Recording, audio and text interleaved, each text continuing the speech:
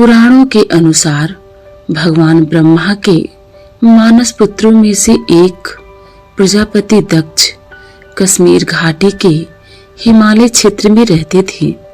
प्रजापति दक्ष की 2 पत्नियां थीं, प्रसूति और वीरणी। प्रसूति से दक्ष की 24 कन्याएं जन्मी और वीरणी से 60 कन्याएं। इस तरह दक्ष की 84 पुत्रियां और हजारों पुत्र थे। राजा दक्ष की पुत्री सती की माता का नाम प्रसूति था। प्रसूति स्वयंभू मनु की तीसरी पुत्री थी। मां सती ने एक दिन कैलाशवासी शिव के दर्शन किए और वह उनके प्रेम में पड़ गईं। सती ने प्रजापति दक्ष की इच्छा के विरुद्ध भगवान शिव से विवाह कर लिया।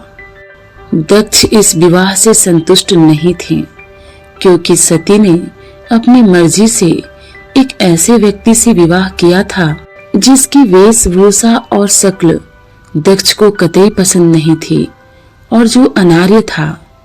दक्ष ने एक विराट यज्ञ का आयोजन किया, लेकिन उन्होंने अपने दामाद और पुत्री को यज्ञ में निमंत्रण नहीं भेजा।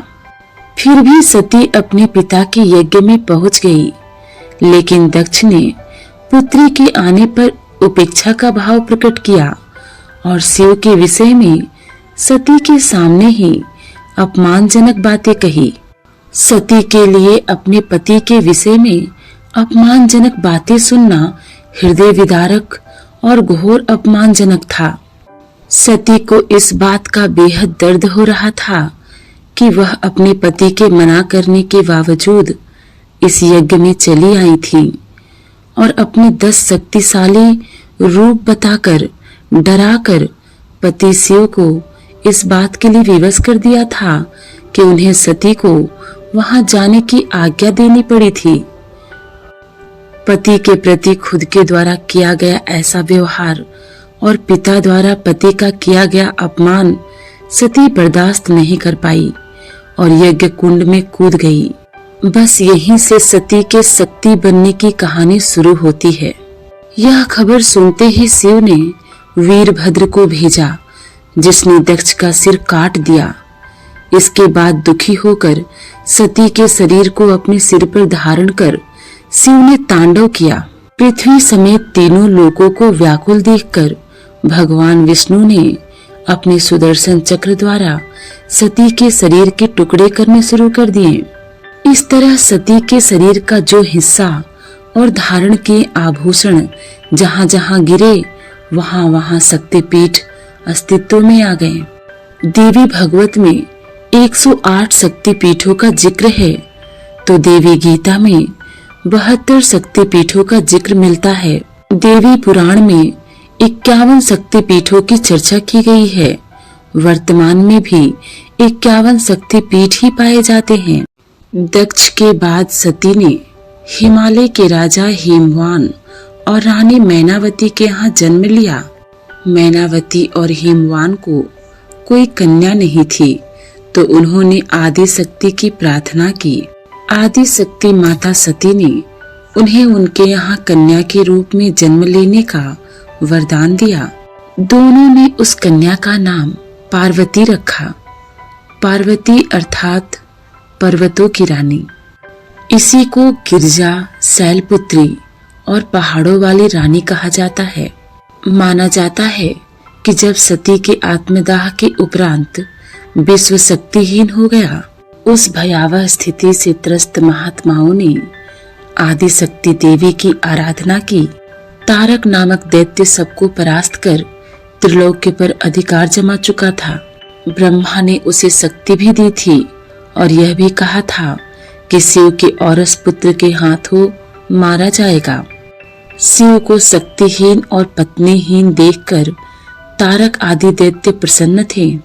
देवतागण देवी की शरण में गए। देवी ने हिमवान की एकांत साधना से प्रसन्न होकर देवताओं से कहा, हिमवान के घर में मेरी शक्ति गौरी के रूप में जन्म लेगी। शिव से विवाह करके पुत्र को जन्म देगी जो तारक का वध करेगा। महर्षि के कहने पर भगवान शिव को पति के रूप में प्राप्त करने के लिए माँ पार्वती वन में तपस्या करने चली गईं। भगवान शंकर ने पार्वती के प्रेम की परीक्षा लेने के लिए सप्तऋषियों को पार्वती के पास भेजा। सप्तऋषियों ने पार्वती के पास जाकर उन्हें हर तरह से यह समझाने का प्रयास किया कि शिव औघड़, अमंगल वेशभूषाधारी और जटाधारी है। तुम तो महान राजा की पुत्री हो, तुम्हारे लिए वह योग्य वर नहीं है। उनके साथ विवाह करके तुम्हें कभी सुख की प्राप्ति नहीं होगी। तुम उनका ध्यान छोड़ दो। अनेक यत्न करने के बाद भी पार्वती अपने विचारों में दृढ़ रही। उनकी दृढ़ता देखकर सप्तऋषि अत्यंत प्रसन्न हुए और उन्होंने पार्वती को सफल मनोरथ होने का आशीर्वाद दिया और वे पुनः शिव के पास वापस आ गए। सप्तऋषियों से पार्वती के अपने प्रति दृढ़ प्रेम का वृतांत सुनकर भगवान शिव अत्यंत प्रसन्न हुए और समझ गए कि पार्वती को अभी भी अपने सती रूप का स्मरण है। तब पार्वती के प्रेम की परीक्षा के लिए शिव ने बटु का वेश धारण किया और वे पार्वती के पास गए। तपस्या का कारण पूछने पर पार्वती की सखी ने बताया कि वह शिव को वर के रूप में प्राप्त करना चाहती है। यह सुनकर बटु ने शिव के संबंध में कहा, वे भिक्षा मांगकर खाते पीते हैं, मसान में सोते हैं, पिशाच पिशाचिनी उनके अनुचर हैं। ऐसे वर से उसे क्या सुख मिलेगा। हर प्रकार से समझाने के बावजूद पार्वती अपने विचारों में अविचल रही। यह देखकर स्वयं शिव साक्षात प्रकट हुए और उन्होंने पार्वती को कृतार्थ किया। इसके तदंतर शिव ने सप्तऋषियों को हिमवान के घर विवाह की तिथि आदि निश्चित करने के लिए भेजा और हिमवान से लगन कर सप्तऋषि शिव के पास आए। विवाह के दिन शिव की बारात हिमवान के घर गई। बावले वर के साथ भूत पिचास इत्यादि की यह बारात देखकर नगर में कोलाहल मच गया। मैना रानी ने यह सुना तो वह बड़ी दुखी हुई और हिमवान के समझाने बुझाने पर किसी प्रकार शांत हुई। यह लीला कर लेने के बाद शिव अपने सुंदर और भव्य रूप में परिवर्तित हो गए और पार्वती के साथ धूमधाम से उनका विवाह हुआ। यह थी भगवान शिव और पार्वती के विवाह की कथा। किंतु रामचरितमानस में आने वाले इस विवाह की कथा कुछ भिन्न है और संक्षेप में इस प्रकार है। हिमवान की पत्नी मैना थी। जगजननी भवानी ने उनकी कन्या के रूप में जन्म लिया। वे सयानी हुई। दंपति को उनके विवाह की चिंता हुई। उन्हें दिनों नारद इनके यहाँ आए।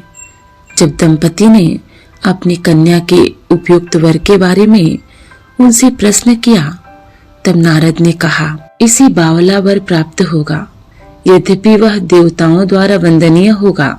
यह सुनकर दंपति को चिंता हुई। नारद ने इस दोष को दूर करने के लिए पार्वती द्वारा शिव की उपासना का उपदेश दिया। अतः पार्वती शिव की उपासना में लग गईं। जब पार्वती के यौवन और सौंदर्य का कोई प्रभाव शिव पर नहीं पड़ा, देवताओं ने कामदेव को उन्हें विचलित करने के लिए प्रेरित किया, किंतु कामदेव को उन्होंने भस्म कर दिया। फिर भी पार्वती ने अपनी साधना नहीं छोड़ी। कंद मूल फल छोड़कर वे बेल के पत्ते खाने लगी और फिर उन्होंने उसको भी छोड़ दिया। रामचरितमानस में शिव के लिए पार्वती की तपस्या तथा शिव का एकाकीपन देखकर राम ने शिव से पार्वती को अंगीकार करने के लिए कहा, जिसे उन्होंने स्वीकार किया। किंतु पार्वती मंगल में राम बीच में नहीं पड़ते और पार्वती की तपस्या से प्रसन्न होकर शिव स्वयं बटु के रूप में जाकर पार्वती की परीक्षा लेते हैं।